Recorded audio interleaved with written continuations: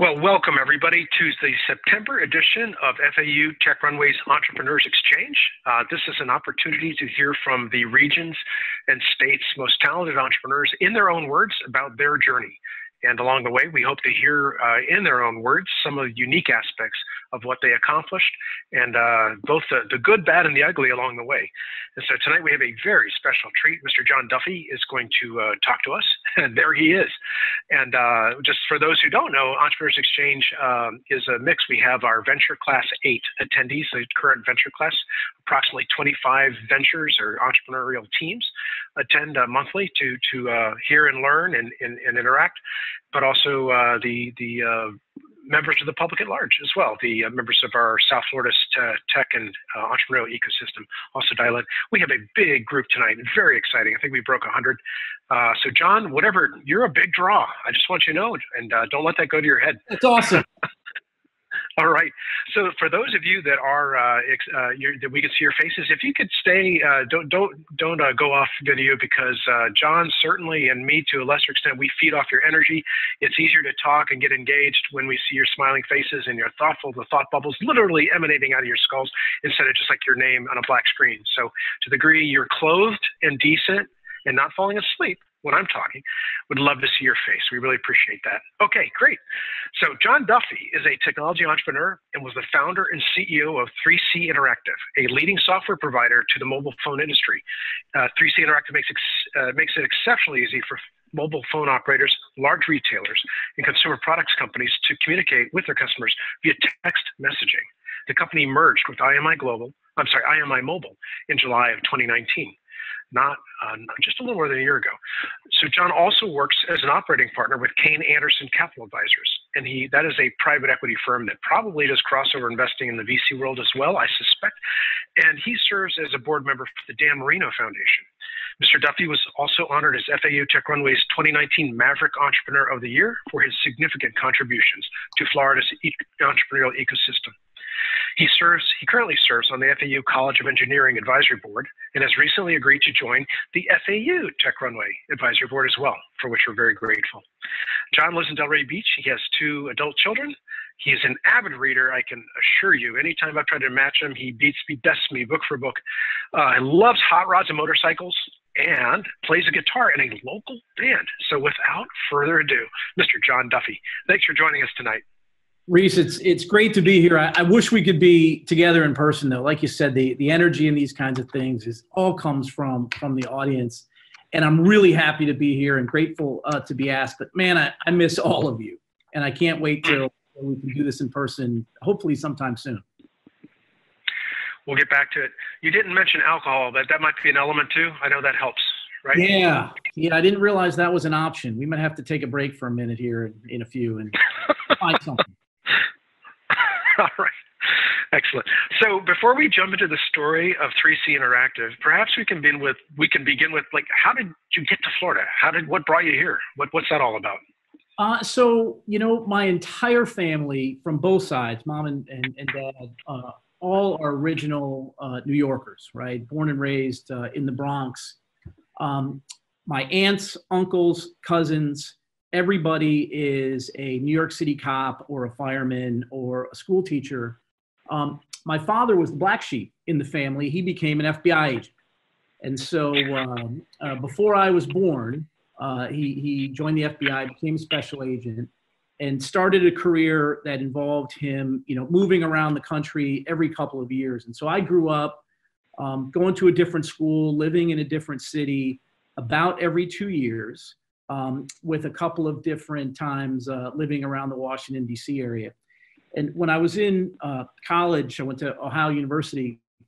I called my dad to ask him for career advice. And he said, Johnny, I don't know, but you ain't going to be an FBI agent. And so I moved to Florida because my college roommate was moving here to live with his older brother in Pompano Beach. And they said I could come too. And so it wasn't a very strategic decision. It was 1988. The economy was kind of on shaky ground. And Florida sounded a lot better than Athens, Ohio. And here I am and have been here in Florida ever since. And really grateful for that decision because this community has blessed me. And I'm happy to be here. Well, Ohio's loss has been Florida's gain, so we're glad that that happened. And we're also glad you didn't become an FBI agent, particularly many of our entrepreneurs here today, but I won't go into details. All right.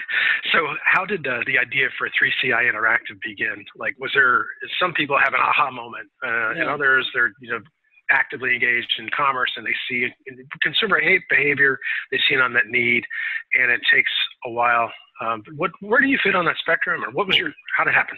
So for me, my career began down here. I got a job working as an account executive for a company named MCI. And if you're old enough to remember MCI, they were a very innovative telecommunications company, founded in the late 70s. And by the time I joined in 1988, it was a $3 billion business, but still led by the founder and still had a lot of the original, startup culture, fighting AT&T. And it was a great training ground for me. MCI was a company that really invested in its people, especially its salespeople.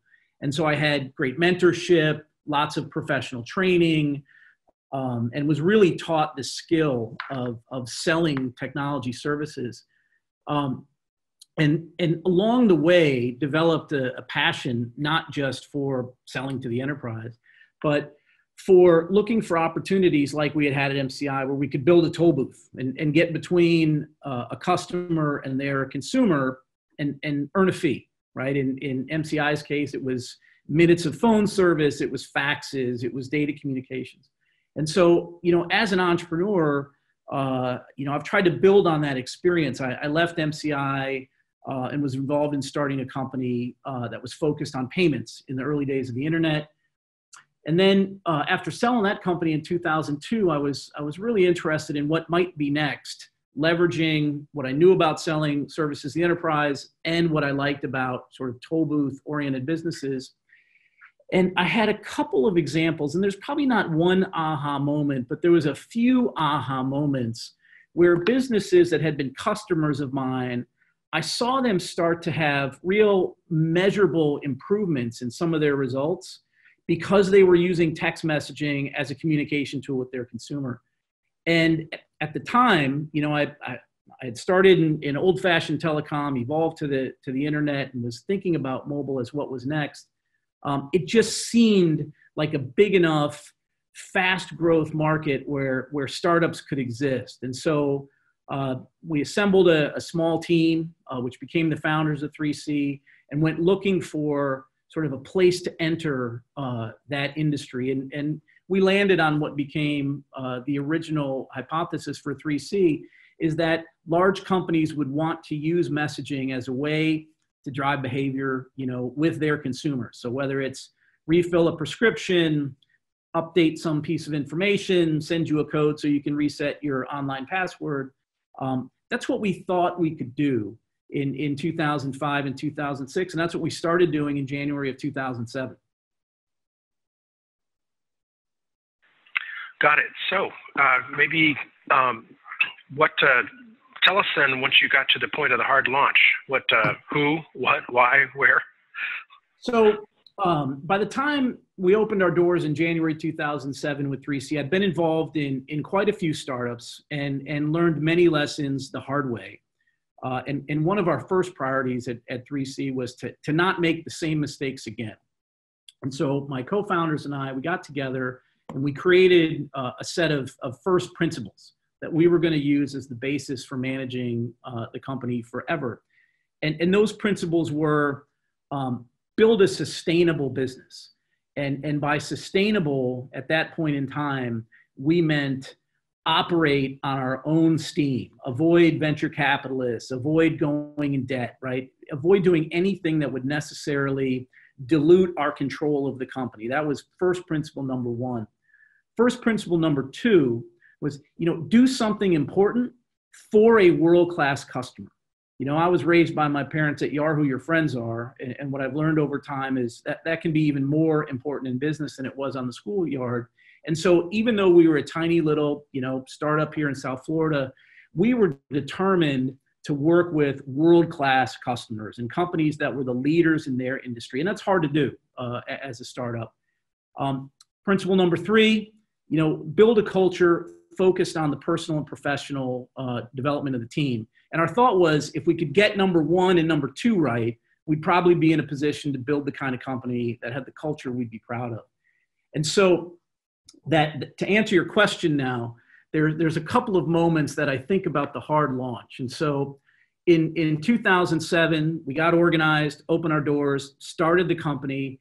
We started to do small amounts of work and build our revenues very slowly in 2007, and then had two big customer wins almost simultaneously. The first was ESPN, and the second was TracFone. If you're familiar with TracFone, they were acquired by Verizon yesterday for almost $7 billion. Both of these big companies decided to give 3C and our business model a shot. And it began with ESPN in the Winter X Games. And they decided that they wanted to use text messaging to decide who won certain events. And the idea was, on a Saturday night, live in Aspen, Colorado, our little company would go on live television and say, vote, A or B, who won that event? And then every commercial break, have another A and B winner, and then pick a winner at the end. Needless to say, it was a hard launch because our platform melted down almost immediately. And I know there's a lot of people on here. Hopefully it's no ESPN executives from back in the day, but we picked those winners ourselves. The other hard launch was with TracFone. TracFone, very sophisticated, very demanding customer, gave us an opportunity. And it was a Monday night in 2008 when we were going to, at midnight, start doing business with TracFone. At that point, we probably had 25 people on the team. Every single person was in our office, prepared for that launch on midnight on that Monday night, to make sure that no matter what happened, we would deliver and meet the expectations TracFone gave us. And I'm very proud to say it went well. We certainly have had some bumps along the way, but TracFone became our largest customer and is now IMI's largest customer. And it's been a terrific relationship for 12 years, and we're really happy for the big event they had yesterday. That's amazing. Well, I'm going to ask you to backtrack just for a second here, because you said you were involved with a number of startup companies before you landed on, or kind of formally organized this with your co-founders. Were these startups or early stage companies where you were gaining experience, or were you co-founding and they ultimately failed, or they had moderate success? I guess what I'd like for you to share with our entrepreneurs is it completely bimodal, like you either succeed or fail? Or do you have a number of experiences before you hit on the one that's successful? Like, what is that? What's the lesson? It's a spectrum, right? And I've been involved in businesses that I would consider to be, really incredibly successful, and something 3C is one of those things I'm really, really proud of. I was involved in a startup once where a couple people died, and that was awful. I've been involved in startups in the middle where they work a little bit, but it doesn't last forever. They're still running today. I think when you're in this business that we're in, right, trying to build businesses, create teams, create value, you're going to get a lot of different experiences. And I hate to admit that I'm almost 55 years old now. I feel like I've had a lot of them. When I answer the question very simply, I say, I've been involved in things that were great and things that were awful. And I think being okay with either outcome has to be the mentality that, at least for my personality, I need in order to survive doing this for a living. I think that's an incredible insight. Thank you. So they launched back to IMI or what became IMI. The launch was good, was successful. And then can you kind of map out, were there phases? Were there like steep ascents and then plateaus? And along the way there, was there an area where you like a near-death experience, anything like that? Yeah. So, it's all a function of perspective, right? If you looked at the 12 years that we operated as an independent company, it's a fairly decent line going north and east, right? There's some plateaus there and a dip here and there, but overall, over that time period, pretty good business, and I think that's why we were valuable. But man, there's probably more near-death experiences than I can count. But because you told me you'd ask me that question, I thought about one in particular. At the end of 2013, there was a very rapid, sudden, whatever dramatic word I can use to describe it, change in the regulatory environment that our business operated in. And so we're a unregulated telecommunications company in the United States. We answer to the Federal Communications Commission. And for a variety of reasons, most of which I can get very angry talking about, sudden decisions were made that affected our ability to continue doing business. And we were given sort of a 60-day clock, right? Figure out something else to do, it's over. And, when I think back on it now, it was certainly a very, very difficult time because, we went crazy trying to solve the problem and work our way out of it. But it's also a validation of something that I believe and I would like to share. One of the things that has served me well in my career, especially in those challenging times, is the ability to, after my initial freak out, take a deep breath and ask myself a simple question. What do I have to do so I'll be able to look back 2 or 3 years from now and say that was the best thing that ever happened, right? How can this be a forcing function for us to think differently, to change the way we're doing things, to overcome a problem? And when I think about the fall of 2013, that was exactly what happened, right? Our team rallied. We came up with a plan. We figured out a way to make sure we weren't going to be the baby thrown out with the bathwater. And a couple of things happened, including our ability to attract a very prestigious board member to our company that were the positives that wouldn't have happened if we hadn't have had that forcing function that created sort of a maniacal sense of purpose around our survival. As Reese said, I love to read, and a story that I've read a lot of books about is an explorer named Ernest Shackleton. And if you've never heard of Ernest Shackleton, he was a man who tried to lead a team to be the first to hike to the South Pole. He was not successful in 3 attempts, but what he's remembered is that no one in any of his crews ever died along the way or on the way back. And they overcame sort of enormous physical, mental challenges, freezing, starvation, shipwreck, and they all survived. I love those kinds of stories, and I love when I can look back now on this business and our team and go, man, when something bad happened, really, we were able to gather ourselves and do some of our best work. Wow. Could you just, I'm going to go off script just for 1 second here, because you're a man of insights. And you mentioned team a couple times. You've mentioned culture, and you've mentioned kind of external/internal events and how you adapted. A number of our entrepreneurs are going to, if they haven't already, wrestle with founder issues or co-founder issues. Yes, they are. It might be a talent gap. It might be the commitment was verbal, but once everyone got out of the locker room, out of the field, the playing ethic wasn't there. It could be that the needs of the business radically shift, and all of a sudden, the perfect person is no longer a liability and not an asset. How did you see that in your own experience? Well, so I think that the defense that we had, and we have all of those issues, right? Commitment gaps, talent gaps, ability, you name it, bad attitude. But we were always a team. I'm a very pragmatic, risk-averse person that I think doesn't naturally fit the profile of what people think of an entrepreneur. I'm not, I bet it all. Like that's not how I operate. And it's very, very, very important to me that I give and have respect with the people I work with. And so our culture of sort of honesty and transparency and our willingness to have hard conversations in an environment where our team trusted each other. And I have an example of that that's happened recently that makes me very, very proud. 3C's longtime chief financial officer is a guy named Brian Kilpatrick.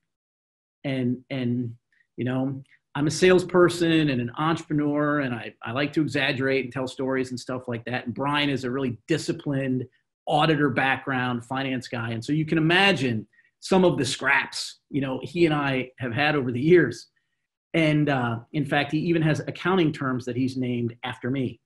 And so about 6 months ago, we were having a conversation and we were discussing some of the challenges we were facing in our integration with IMI, right? So a much bigger company acquired us. Those are tough. That's tough work to do. I'm doing it for the first time. And Brian and the rest of the team was complaining about an IMI executive that they were really struggling with. And as Brian was describing the circumstances, I said, Brian, I got to ask you a question.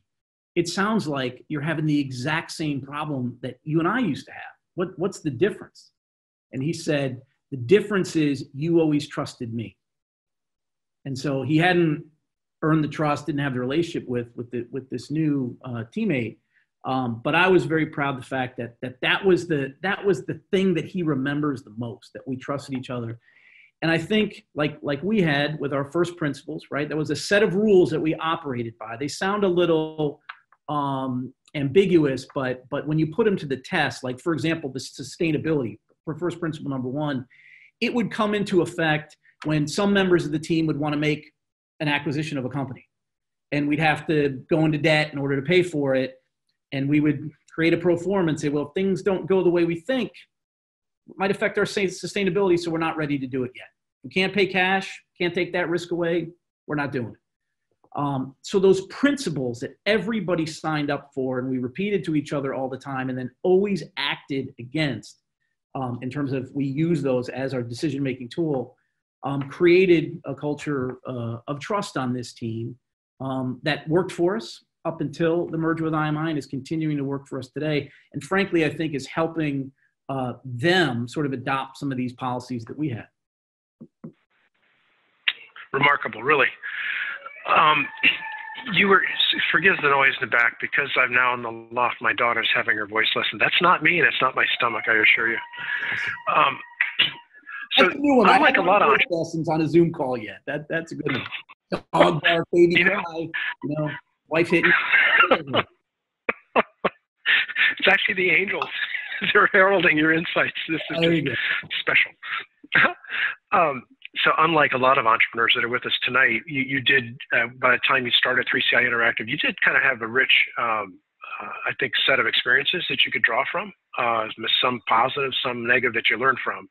I'm curious, during this whole journey with 3CI and subsequently, was there anything that I did not see that coming, or I've never heard anybody warn me about that, or where the hell did this come from? Yeah. So anything like that? Yeah, probably the most painful scar that I wear was from April 2002, a company that I was involved in starting that, boy, on every financial metric was a runaway success.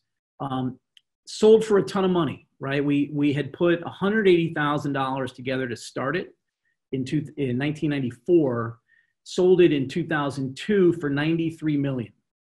And that day was April 22nd, 2002. I remember that afternoon when that money came into the bank account. It was surreal. I was so happy. The next day, sitting with our attorneys and the people involved in the business, as we went through the waterfall that showed who got what, maybe the worst day of my professional career, because overnight I went from someone that wasn't really sure exactly how much money I had just made to someone the next day that knew exactly how much I made, and it wasn't any. And that really, really hurt. And the lesson there is, boy, that 1-inch thick financing document, know every word on every page, right? And no fault of the investor, other shareholders, whatever. I was naive, didn't understand what some of the things meant, didn't necessarily appreciate decisions that were being made along the way. And paid for it. Was part of a terrific outcome for the company, but didn't pay attention to exactly how my compensation was tied to those things. That hurt a lot. Yeah, I won't make that mistake again. Yeah. Some advice, I know the angel investors that have a soul and a conscience will tell entrepreneurs, make sure you invest or you co-invest with us every step of the way, whether it's through options or through deferred comp. You find a way to get a class of stock with us every step. Yeah. That is one way to potentially avoid some of that, I guess. And keep it simple. You know, yep. 9 classes of stock with different preferences and picks, and it's, you know, you got to be an expert, and I wasn't, and I paid for it. Okay, great. All right, let's shift. Well, thank you. Let's shift tone just to talk about kind of the here and now and kind of your near future. You're a passionate advocate for the need for us to foster the growth of a robust region-wide entrepreneurial ecosystem. Every time I've met you, at least some aspect of the conversation, that's been the kind of core part of what makes you tick. So why are you so committed to this goal? And what do you think are some of the key components that we as members of the tech entrepreneurial community here in South Florida really need to focus upon or cultivate or promote or what have you? So it is a personal quest to build a better ecosystem here in South Florida. And I think things like Tech Runway are a testament that it's working, right? We're making good progress. For me, it began in 2010. I have a mentor named John Scully, who's most famous for being the guy that fired Steve Jobs. And John was our chairman and adamant that we move the company to Silicon Valley. And he would talk about just an instant increase in our value, access to better talent. He always had reasons. And the more he advocated for that, the more I pressed against it.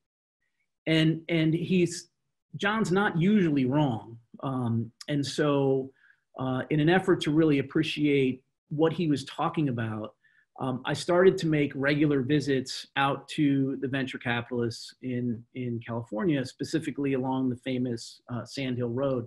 You know, and if you're me and you're going out there for one day, you can go have 10 meetings and you can meet some of the smartest, most experienced investors on earth, and they will be more than happy to listen to your pitch and then tell you why it sucks.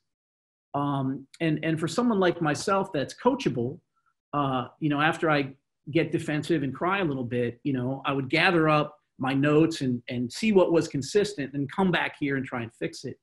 And I'd made that pilgrimage a couple of times a year for 5 or 6 years and always learned an enormous amount. And it occurred to me as I was doing that, how powerful it would be if those people were local. And here's the part that really angers me, is that those investors just don't think we're worth it here. And they're not wrong yet, right? We really are struggling to overcome this stereotype we have in South Florida of being a place where great companies can be born and succeed. And man, no disrespect to the guys at Magic Leap, way before their time. But for years in my own heart, I've been thinking, please let that be the next $100 billion business, because if it is, it'll raise all of us up. I think as it stands today, outside of things like Citrix and Carnival Cruises and JM Family and some other great companies here, Chewy is our big venture capital backed win. I think you guys know Chewy. If you've been to the events, Ryan has been around. I was really lucky to meet Ryan at the beginning and be a partner in the firm that gave him his Series A.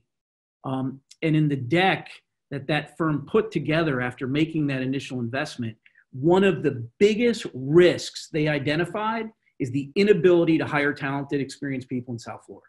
And I hate that. And you know, they hired some people from outside of Florida and brought them in. But at least it was a win. And you know, I think we all get a little credit. That was the biggest e-commerce deal in history, I think. And I think it still has the record. We need more of that. And I think the way we get it is all of us getting more experience, educating each other. Hopefully programs like this, if only to not do things that I did, right? If you learn from my mistakes. You know, we didn't have Tech Runway back then. We didn't have more of the resources in this community. So I think it's going to take a generation. But I think we have hope, because I think there are great people here. We have access to markets. We have a great sort of environment for entrepreneurship. There's all sorts of support, lots of rich people. We just got to get organized, and hopefully things like what we're doing here is part of that. I think too, a key part, it was people like yourself that have been successful as tech entrepreneurs can be mentors and also occasionally angel investors as well. Yeah. Wonderful. So what advice might you have for the entrepreneurs that are, the many entrepreneurs that are with us tonight, if you were starting out again as a first-time entrepreneur? So, I'm asked that question frequently. And one of the things that I think I would tell myself at, 30 years old is get more specific, diligent, and intense around educating myself in my own professional development. I didn't start my current process of trying to read a book every week until about 5 or 6 years ago. And it bothers me that I wasted so much time not learning from those who go before or are doing it better now. So that's certainly the first change that I would make. And also, this is advice I'm giving myself now that I'm involved in a startup, is more focus. When I think about those early days of 3C, we cast a pretty wide net. Right. And I was talking about going out to Sand Hill Road. I remember the first time I went to Sequoia Capital. These guys drilled down on me. Who is the customer? Well, give me the ideal customer. Tell me exactly what you do for them. Tell them how you do it, why you do it, how much you get. Like, be specific. Where's the focus? And I can remember it. I was like, we're like electricity. Everybody needs our product. And without focus, I think you struggle to really break through. And so, when I talk to young or first-time entrepreneurs now, I tell them how, if I could rewind the clock, especially rewind the clock on 3C, we would have had sort of a much more focused approach on the market we were going to serve, the customer we were going to serve, the price point we had. Our tech would have been more designed, more scalable. We tried too hard to be all things to all people for too long. I'm hoping iCore is resonating through all our entrepreneurs' heads, because you sound like you're right from the book there. Probably came from the learning that you and your group have that been able to. I think is really, really well developed, and I think that interview process, before you really get started, is priceless. Excellent. Great. So, John, with a solid track record of business success to your credit and a significant exit that you've delivered to all your stakeholders through the merger of 3CI Interactive with IMI Mobile, what's your next challenge? And perhaps relatedly, in what manner do you most enjoy giving back at this stage in your still very active career? We closed with IMI on August 25th of 2019. And our CEO at IMI, Jay Patel, asked me the role I wanted to play. And I told him how I felt. I said that I had not been involved in a merger or a company integration like this, didn't necessarily have the skills, but had been told it's really, really hard to make it work. And I said, so I certainly don't want to try to be the person responsible for that. I said, but what I can do is I can advocate with our customers, where I have a lot of solid relationships, on the benefits of this deal and the new things that we can offer them today. I said I can advocate for the people and the stakeholders on our team.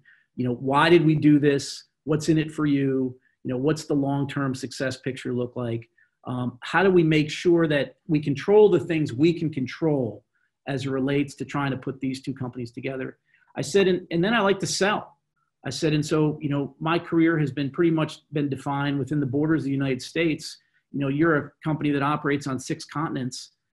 I'd like to get some experience. I'd like to understand new markets, but give me a quota, put me to work. And so I have 2 years that I've committed to IMI in that capacity. And year 1 went really, really well. Most of the people that know me thought I wouldn't last a week inside a more structured, larger environment, but I am a team player, and we were they gave me the opportunity to find my role and then let me do it. They've done everything I've asked and then some. So it's been a terrific first year, and we're ahead of our plan, and the companies are now fully integrated. So I'm very proud of being part of the minority of these deals that work. I accepted a position on the faculty at Lynn, and so since January, I've been an adjunct professor there. We still love you. It's okay. They're giving me a lot of latitude. My scores from the students are good so far, but I think I make the dean crazy. And maybe that's good. I make him crazy. I don't make the people at IMI crazy. And then, in the last couple of years before we sold to IMI, I started to get the itch to have a startup again, and initially talked to the board at 3C about my plans and what I was thinking, and offered them the opportunity to support it, which they refused. And then also made the same offer to IMI, and they accepted. And so I have a startup. I wear the t-shirt every day. IMI is my best shareholder, and got a great team trying to solve a problem. Probably not appropriate for me to talk about it here, but it's something. Contraire. We need to know what directives. I hope you guys all know very soon as we start to come out of stealth. So.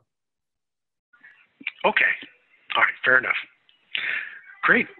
So thank you, John. And by the way, we love Lynn University. We have several entrepreneurs here from Lynn, and we always make sure that there's one or two Lynn entrepreneurs in the Tech Runway venture class because of let's face it, the quality. Yeah. They're just that good. So, all right. Well, so now we get to turn to some questions that our audience members have chatted. And thank you, John. Wow. Oh, you're welcome. Like I said, my pleasure. Absolutely. So remind me, Sean Chessel, how we do this. Do we call out a name and they ask the question, or do I just repeat it? What's the best way to do this? We're always trying to improve our process. For this part, you are going to just read off the question, and and John can answer. For the second half, that's when we bring everybody in, and then they can ask. Okay. All right, great. I'll hit chat and then Q&A first. So Steve Weber asks, when you got acquired, did you go after buyers, or did they come to you? That's a really great question. We ran a very specific process in reaction to some things that were happening in our business. And just real quickly, starting in 2016, we developed a really good relationship with Google. And as we got to know the team at Google that works in our industry, they started to create, little opportunities for us. One of those was in Japan. And the little opportunity in Japan became a big business for us pretty quickly. And it started to really stretch our organization. We were not prepared for the cultural time difference, right? All of the things that a business needs to have in order to be prepared for that sort of expansion. We were caught flat-footed. And so on July 25th, 2018, we set off on a process to either find a significant new shareholder that would give us capital to expand faster than we could afford to do on our own, or look for the right, I called it Big Brother at the time, the right company to take us out and help us serve our customers, keep our team intact, and give a decent return for our investors. And so that's what we did. We ran both tracks simultaneously. We wound up getting multiple offers on each track. And it was really the shared cultural thoughts that I had with Jay Patel from IMI that put us in a position to pick them. And so it was a very deliberate process. And what I've learned now, it's really hard to do. And I think that preparation that we put into it paid dividends when the deal closed, and then we were putting the companies together.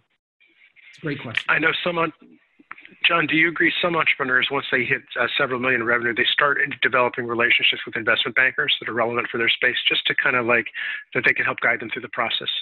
Are you a proponent of that, or not so much? I think that picking the right banker for the team is a very strategic decision. We had one. He did not play the role that I thought he would play. I thought my expectation when we hired him was that he would help us create those opportunities. He was worthless in that regard. But when it came time to do the work to have a European-based public company acquire us, there was a lot of stuff that had to be done, and he was A+ at that and worth all the money that we paid him, which was a fortune. But I think it's a good idea.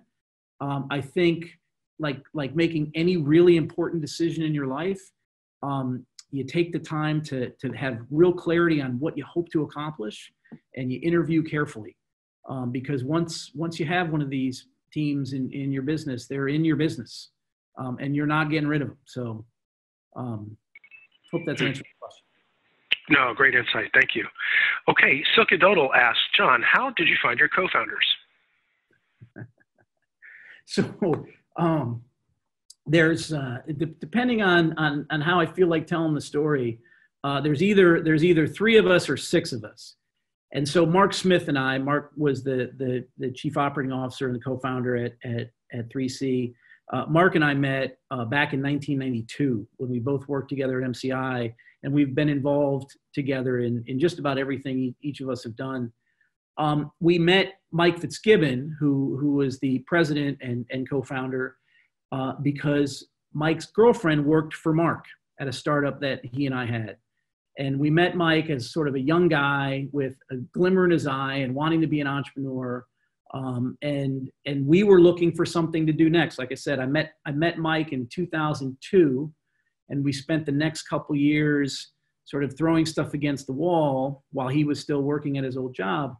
And then got organized around 3C in April 2005, and then opened our doors in 2007. 3 other people that I consider co-founders, Jeff Michaud, Jeremy Martin, and Vic Schroff, had worked for Mike on his sales team at his old job. And so I tease them. I say you're not co-founders because we opened our doors at 8 and you didn't show up till noon. But clearly all 6 of them were there from the beginning, or 6 of us. Excellent. Boy, the next question comes from Michael Miller, who I'm sure you know. This is a tough one. It's kind of, it's a good question. It's almost tongue in cheek. Michael Miller is it?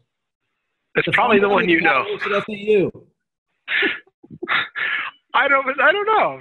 We'll keep it a mystery. This is great. Tell him. Yeah. He wants to, what makes you so humble? I love that. Yeah. Well, let me tell you. And also connected to humility is what motivates you to invest in people the way that you do. It's very obvious you commit to developing people. Well, so after talking about myself for an hour, I don't feel very humble. But I'll tell you about a best practice that's worked for me. I spend a lot of time seeking out new mentors. Advisors, mentors, sometimes shareholders, but people that sort of are living their life in a way that I admire and aspire to. And because of that, much of my life is spent as sort of the least successful, poorest, dumbest guy in the room. And so I find that to be a great tool to prevent me from thinking I'm a big shot or too cocky, if I surround myself with the sort of people that are inspiring me to do better.